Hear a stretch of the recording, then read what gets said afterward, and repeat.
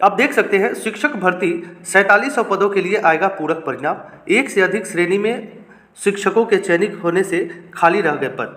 यानी मोटे तौर पर आप समझ लीजिए कि +2 में ज़्यादा वैकेंसी होगी, सॉरी 9-10 में ज़्यादा वैकेंसी होगी। चूँकि +2 में बहुत सारे अभ्यर्थी चले गए हैं तो 9-10 में सीटों की संख्या अधिक होने की संभावना है। अब देख सकते हैं लिखा क्या गया है, इसको भी देख लीजिए। बिहार लोक सेवा आयोग बीपीएससी द्वारा ली गई पहले चरण की शिक्षक नियुक्ति परीक्षा में 4700 पदों पर पूरक सप्लीमेंट्री परिणाम जारी किए जाएंगे। शिक्षा विभाग ने 4700 पदों का ब्यौरा बीपीएससी को दे दिया है। इसको लेकर आयोग और विभागीय पदाधिकारी गुरुवार को एक बैठक भी हुई। उम्मीद की जा रही है कि आयोग जल्द ही पूरक रिजल्ट प्रकाशित करेगा।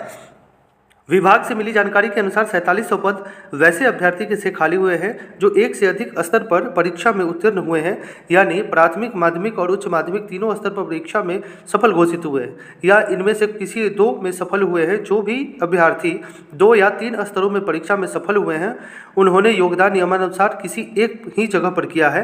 ऐसे में अन्य पद खाली रहेंगे। यही वजह है कि करीब 4700 पद ऐसे अभ्यर्थियों के कारण खाली रह गए हैं। इसमें प्राथमिक, माध्यमिक और उच्च माध्यमिक तीनों स्तर के पद हैं।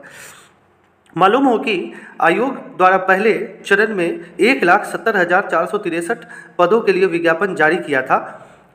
परीक्षा में करीब 8 लाख अभ्यर्थी शामिल हुए थे। परीक्षा के बाद 1,20,336 शिक्षक अभ्यर्थी सफल घोषित किए गए। पूरक रिजल्ट में वैसे अभ्यर्थी सफल होंगे जो मेधा सूची में ऊपर हैं। हर विषय के रिक्त पदों के क्रम में मेधा सूची में ऊपर रहने वाले 4700 अभ्यर्थियों का पूरक रिजल्ट प्रकाशित होने के बाद मौजूदा चरण की नियुक्ति में शिक्षक बनने का मौका मिल सकेगा। अन्य पदों को तृतीय चरण की नियुक्ति में शामिल किया जाएगा। पहले चरण की नियुक्ति में जिन विषयों के अभ्यर्थी कम मिले थे उन पदों को आयोग द्वारा दूसरे चरण में शामिल किया गया। ऐसे पद करीब 40,000 है। वही सफल अभ्यर्थियों में 28,000 ऐसे नियोजित है। ऐसे शिक्षक जब नई जगह पर योगदान देंगे तो उनके पुराने पद रिक्त हो जाएंगे। इन पदों की जानकारी विभाग बाद में जिलों से लेगा। इसके बाद इन पदों पर तृतीय चरण की नियुक्ति परीक्षा में जोड़ा जाएगा। 10,000 से अधिक वैसे सफल अभ्यर्थी भी हैं जिन्होंने औपचारिक नियुक्ति पत्र प्राप्त नहीं किया है। इन पदों को भी तृतीय चरण में शामिल किया जाएगा। वर्तमान में चयनित शिक्षकों का योगदान कार्य 7 दिसंबर तक चलेगा। उसके बाद स्पष्ट होगा कि 1,20,336 चयनित में से कितने शिक्षकों ने योगदान दिया। तो अच्छी खबर है, और अच्छी खबर यह है कि 4700 पदों पर सप्लीमेंट्री रिजल्ट जारी होंगे। अब देख सकते हैं ये रजनीश कुमार का एक ट्वीट भी आया था और मैसेज भी था कि शिक्षक बहाली से के सप्लीमेंट्री रिजल्ट से जुड़ी खबर। शिक्षा विभाग के दूसरी सूची भेजने के लिए अब तक नहीं लिया कोई निर्णय और 4700 पदों पर आयोग को भेजी है रिक्तियाँ। आयोग रिक्तियों के दूसरी सूची का किया लंबा इंतजार। अब शिक्षा विभाग की तरफ से कल परसों तक लिखित रूप से भेजा जा सकता है। यानी अब भेज दिया गया और मीटिंग भी हो गई है तो ये पेपर में है।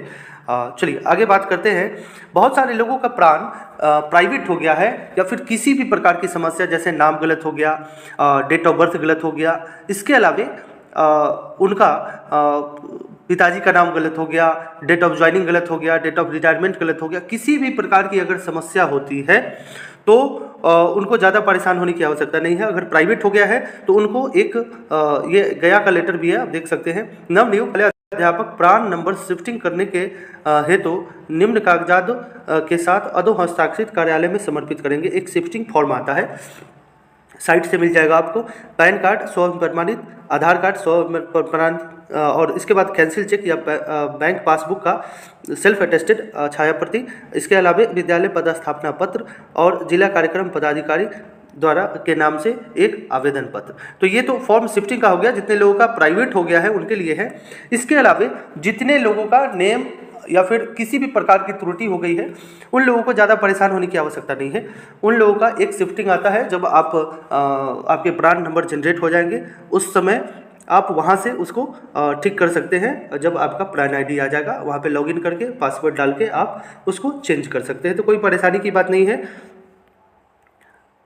इसके अलावा NIOS की बात करें तो विद्यार्थी एक्टिव हो चुके हैं और ये विद्यार्थी BEd वाले हैं या फिर DLEd वाले हैं और ऐसे लोग जगह जगह अपना आवेदन दे रहे हैं। आप देख सकते हैं विषय बिहार लोक सेवा आयोग शिक्षक भर्ती विज्ञापन संख्या 26/2023 18 माह के DLEd प्रशिक्षण प्राप्त अभ्यर्थियों को बाहर करने के संबंध में। और ये डीएलएड अभ्यर्थी जो है, इनका जो संगठन है, ये सभी जगह लेटर दिया जा रहा है कि अब इनको बहाली से बाहर कर दिया जाए।